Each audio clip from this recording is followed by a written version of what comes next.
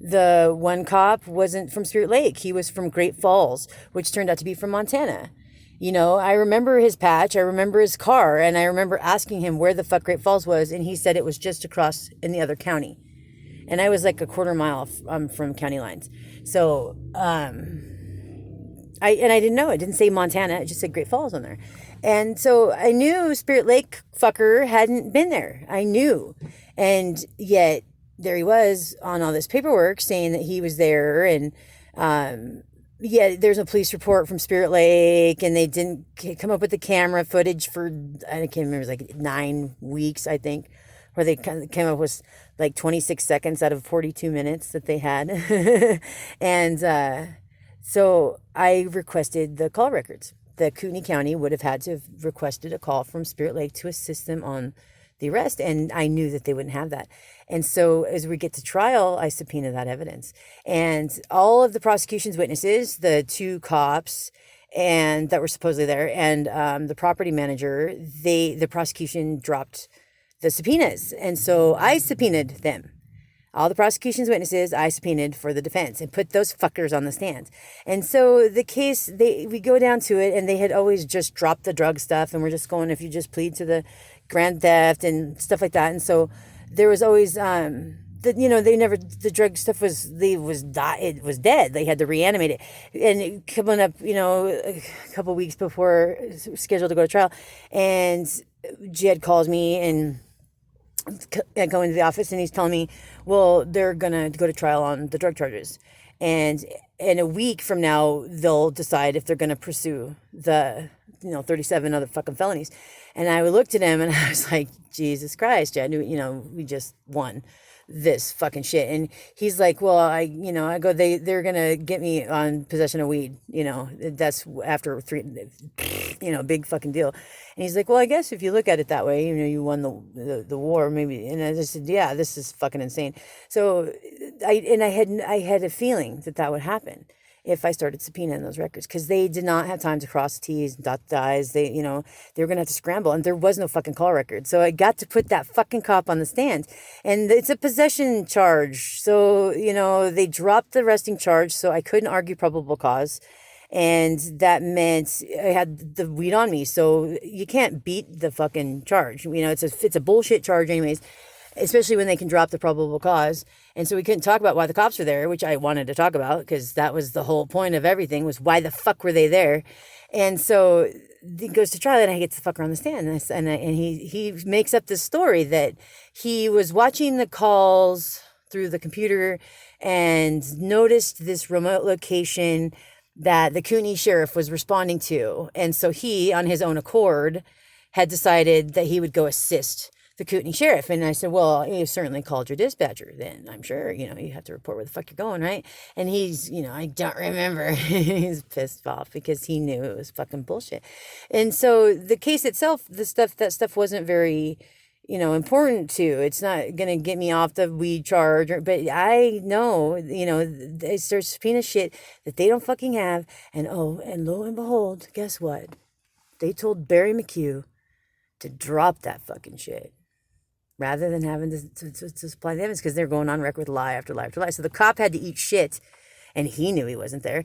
He didn't know the layout of the house, and, so like real direct questions as to where he was when I was speaking to the Kootenai sheriff, and how they got in the house, and he couldn't answer.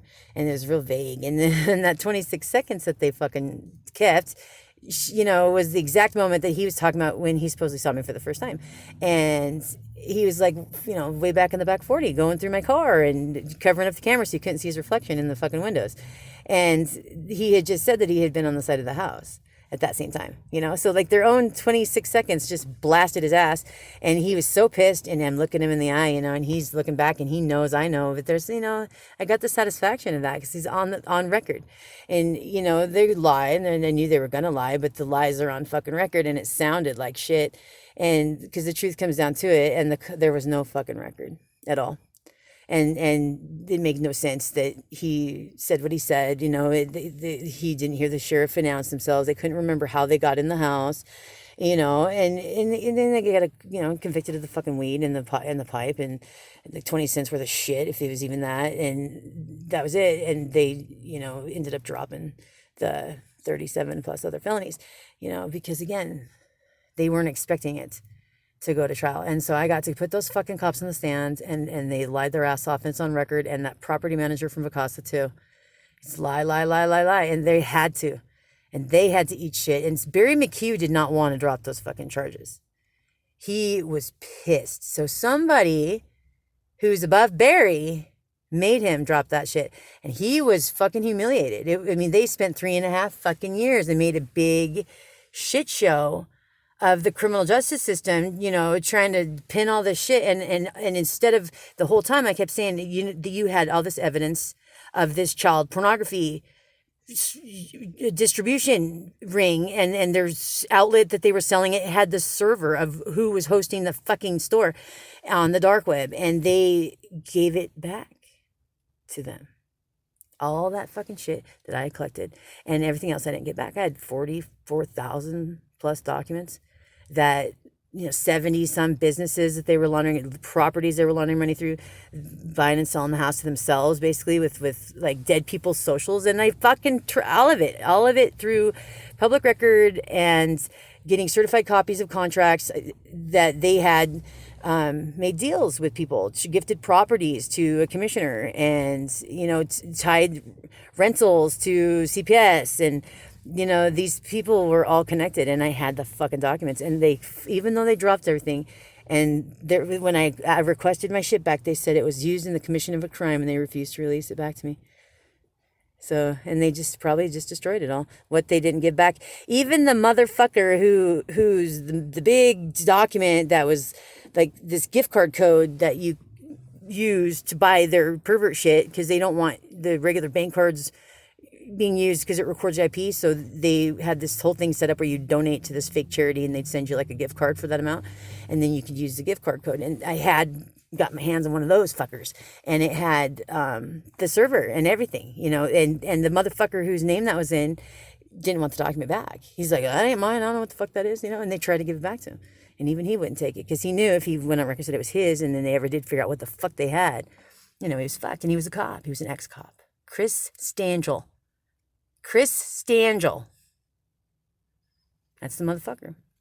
So this was insane, but I got some vindication. I got to go on record, and their lies are on record, and I took it to the box, and I took the beatings, and I came out saying the same fucking shit, and how, what do they say? The justice system's broken, and look, she just got away with all the crimes, and it sounds fucking hollow.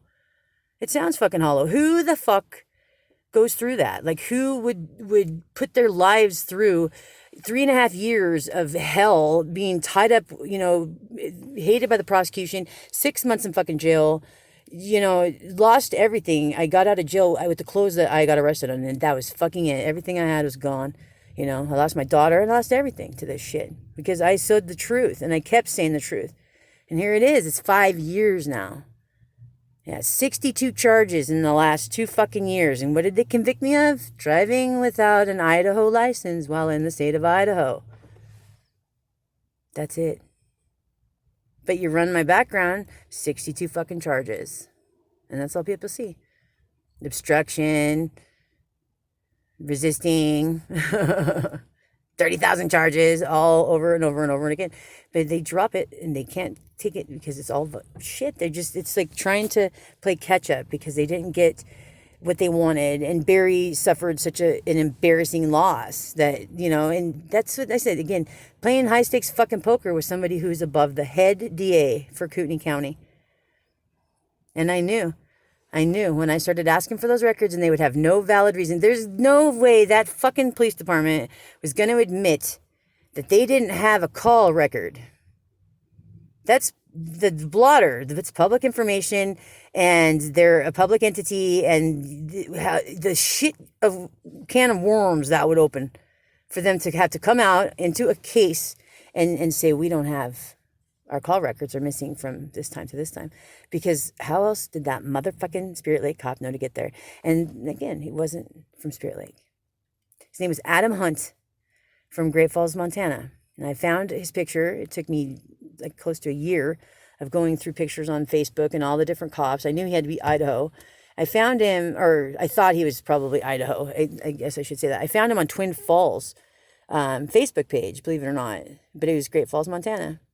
And he's a patrolman, just a young baby. And he thought he was doing the right thing. Noble cause corruption. But, in the end, it's, I came out with the credibility, if not more credibility, than I had going in. Because who the fuck does that, And I'm still saying the same shit. And I've just did another 6 months on that driving without a license thing. You get this horrible warrant issue. I got my shoulder broken.